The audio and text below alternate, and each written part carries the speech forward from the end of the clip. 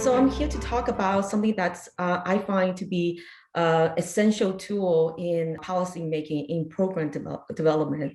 Much of the way we've shaped our policies have been driven by a simplistic interpretation of data, and our over reliance on data have resulted in these reactionary decisions that overlook the root of the problem.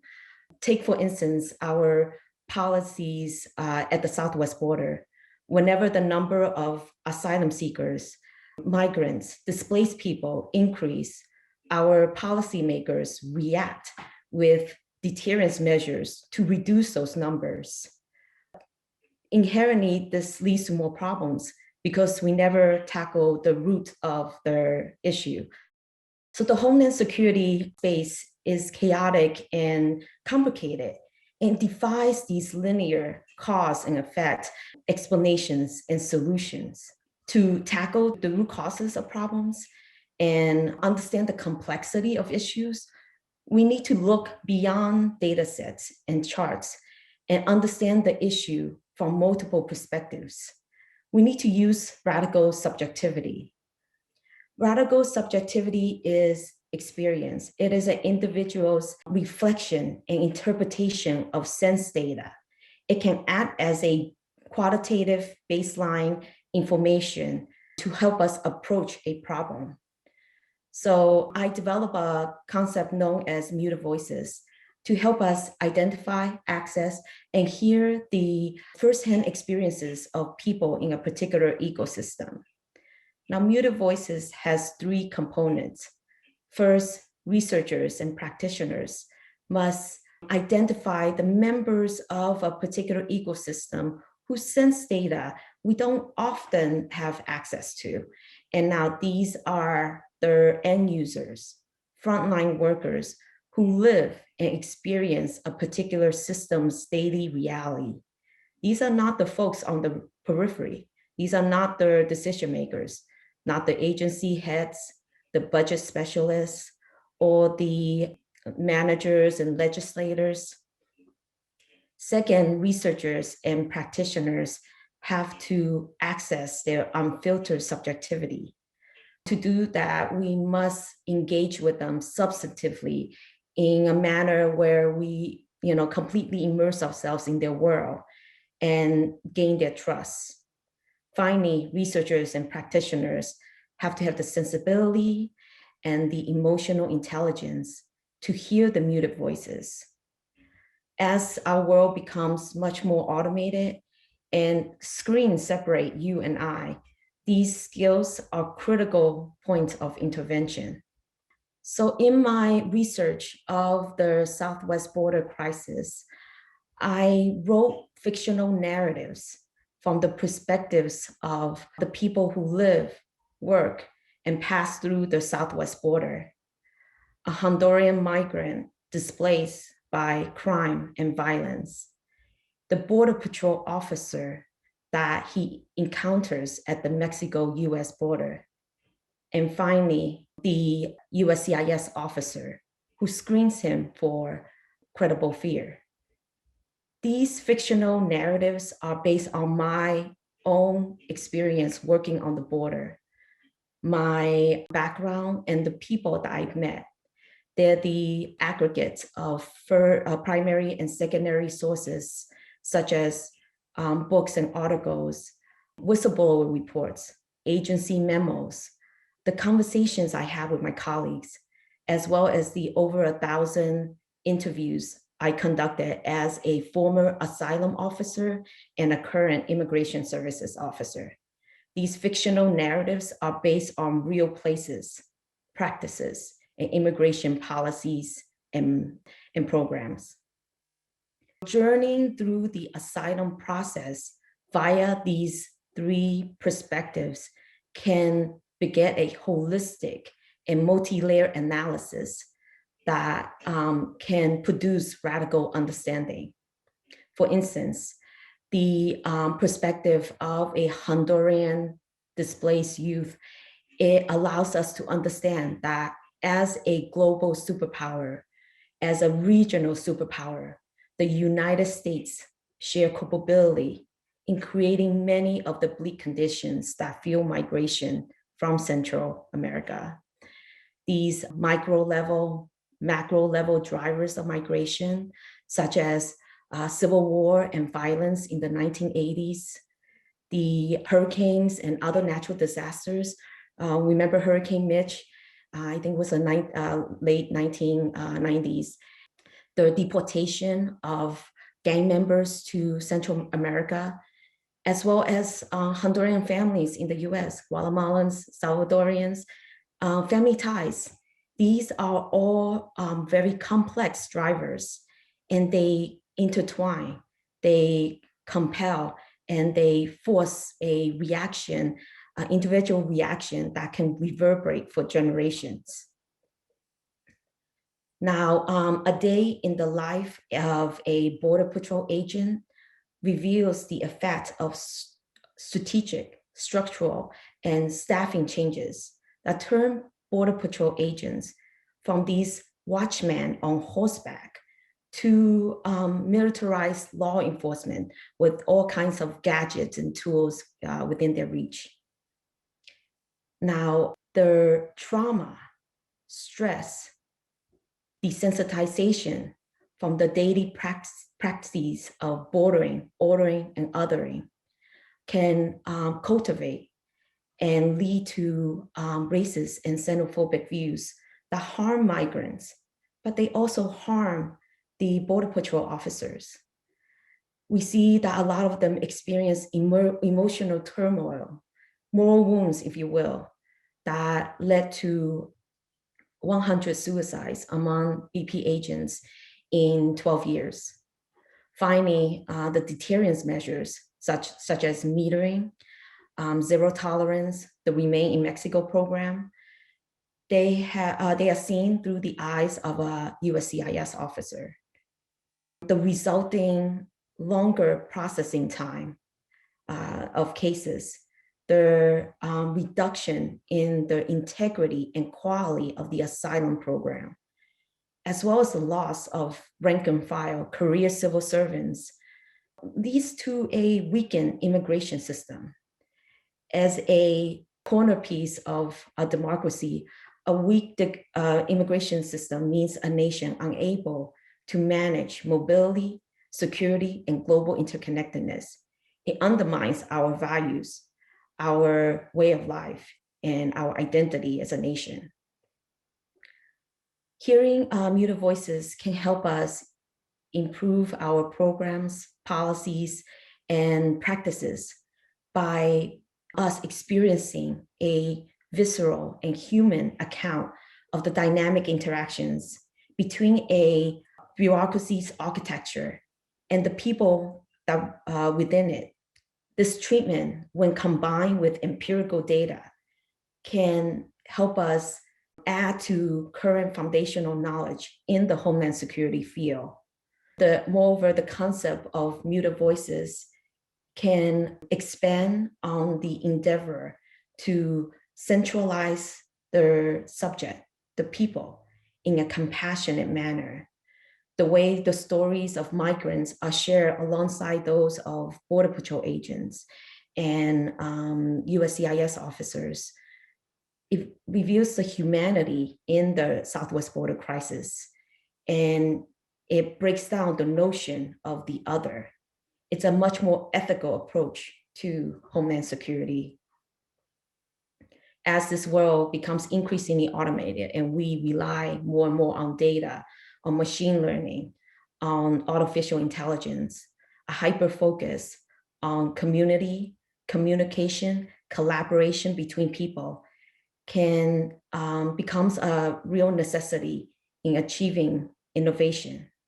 So I end my talk with urging all of you to really consider using muted voices as a way to help you in the programs that you design, the work that you do, and the policies that you make. Thank you very much for this opportunity to speak to all of you.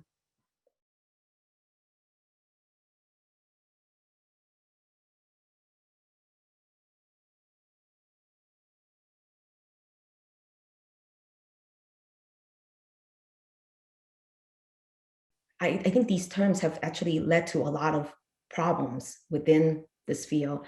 So first of all, a migrant is actually just a person who travels from one place to another. And I'll come back to this term. An asylum seeker is someone who travels to another country to seek asylum, to get asylum. A refugee is somebody who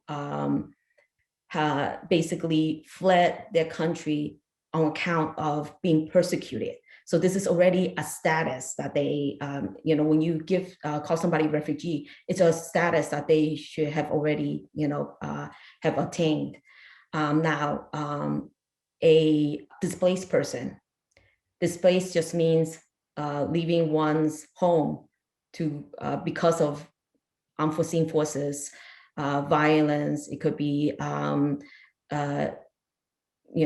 climate change. It could be just civil war, and just going to another place where they're trying to seek any sort of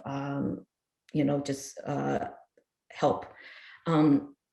But what we often see in the news stories, in our work, in our agencies, in even nonprofit organizations, we see that the term migrant is used as I think, to kind of define all the people who are coming to the border, and that's not correct.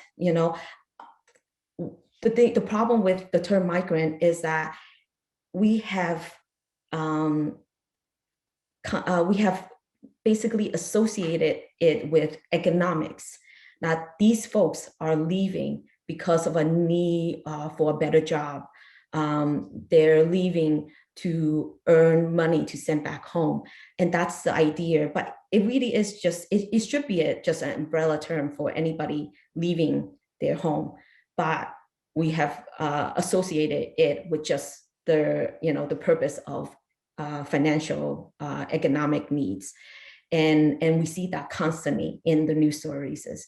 And that's problematic because it leaves out all the people who are leaving because of a multitude of reasons, a combination of reasons.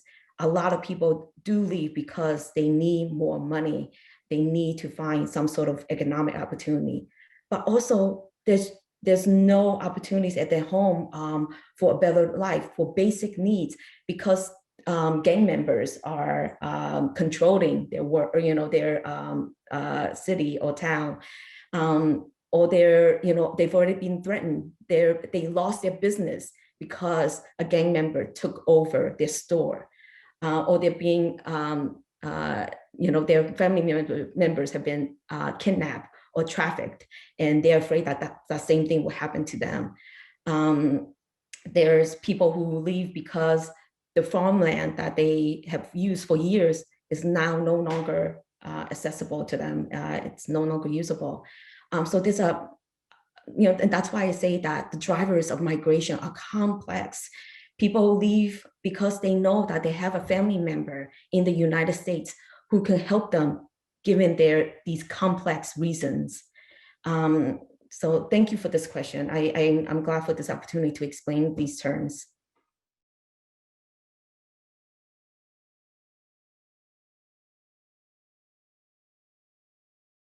In our agencies, we're constantly actually tackling problems that has already happened, and we're not seeing into the future of what could happen. And so we're constantly just reacting, and we're responding to in a way without really looking at the whole array of the issue. And that's a huge issue, and that's why I think our asylum program have not been able to really understand the bigger picture of these problems. I think to incorporate this method to your work, I think we just have to, on a daily basis, practice this method in a way. When we encounter an issue we need to see it from different angles, talk to different people, not just look at the numbers and then react to those numbers. We need to engage in a manner that really is like much more substantial with the people, the end users, the frontline workers. A lot of times, all the time, really, decisions are made on top, but the people who are experiencing this problem or really, engaging with these issues on a day-to-day basis are the frontline workers, are the end users. And that's why I think it's so important that everyone, in a way, have this in their mind, and that on a daily basis, we practice this methodology.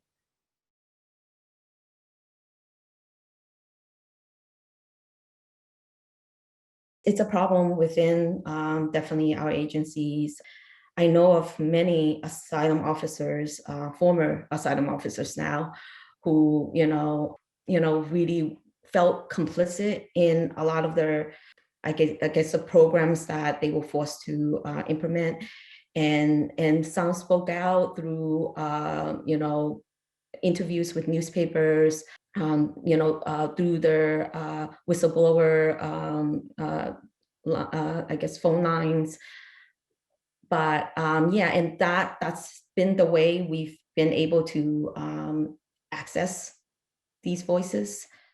And I think hopefully will be able to look at these avenues that is available and make it much more robust and increase their protections that we should have, because we care about this work. We all care, and that's why we're all here.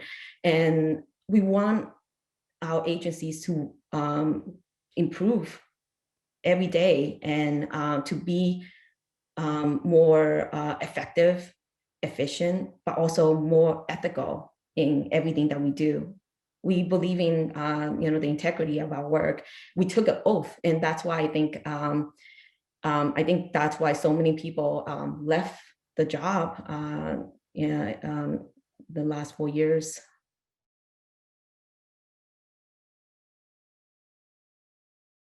I have not, but I do believe that muted voices it can be used by everyone, every agency. I used to work in nonprofit, and there were a lot of issues within their organization I worked for, and and there were there were a lot of things that needed to be exposed in a way. What I think this method does is really to be sensitive to everybody who work within and who uses a certain system, and it's not just to expose any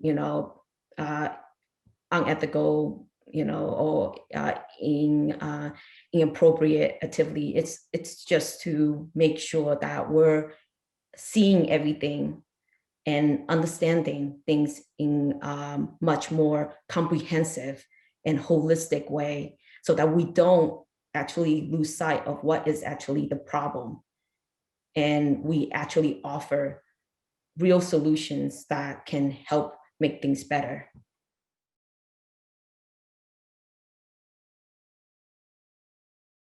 We look at the asylum program, for instance, or even just our immigration policies, like the way we've responded to the increase in the number of apprehensions at the border have always been to just, oh, let's build a wall. It's very linear. It's like, oh, there are people trying to come in, so let's build this wall to block them, or let's find these tactics to scare them from coming, such as militarizing our border patrol officers with all these different gadgets and suits, and increasing their numbers so that we can keep these people out, or even like our deportation laws, making it much more stringent, and therefore deporting anybody who comes in who we consider bad characters.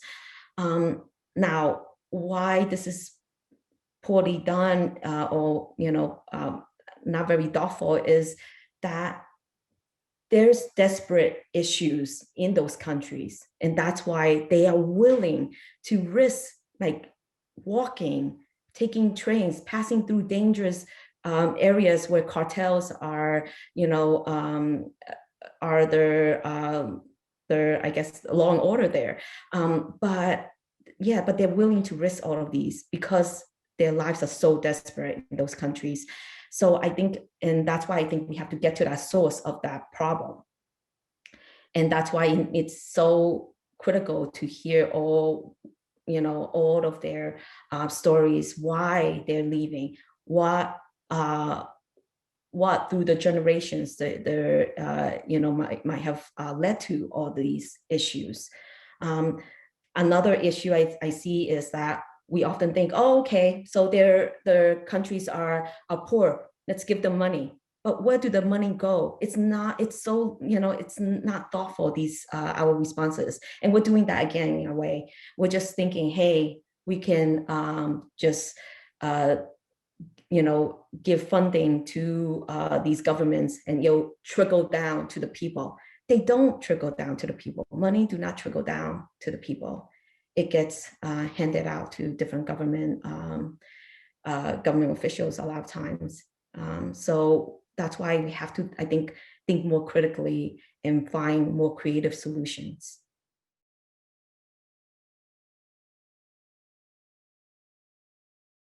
I was considering the problem at the southwest border, and what I understand the process to be is, a person seeking asylum at different stages. And so when I want to, I guess, help people visualize and hear the entire process, asylum process, it really begins with a person trying to enter. And then the next person, the first person really that he or she encounters is usually the Border Patrol officer. And then if they're seeking asylum, they will, the next person is the USCIS officer, and usually an asylum officer. And that's how I think, chose those characters. But I think also these are the people who are at the forefront of this crisis. The migrant is the one who, have to kind of go through the entire process. And the key people, that the frontline workers that he or she meets are these two, government workers.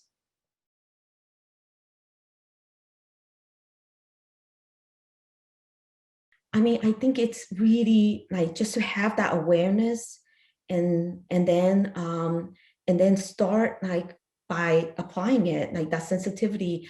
And I had a colleague who wrote about I guess the homelessness crisis, and he's a police officer, but he wrote from the perspective of, he tackled the problem from the perspective of his perspective, which is that of an officer.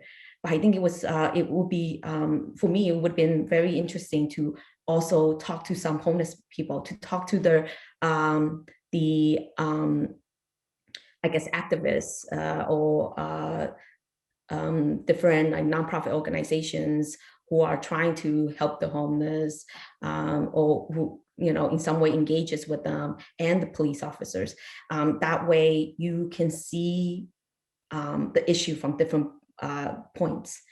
And so I guess what I'm saying is that look beyond your world, understand who else interacts in this world, who are the main characters, working in this ecosystem. I'm not talking about the head of a agency or the manager or whatever, but the people who are really on a day-to-day level is engaged in this issue.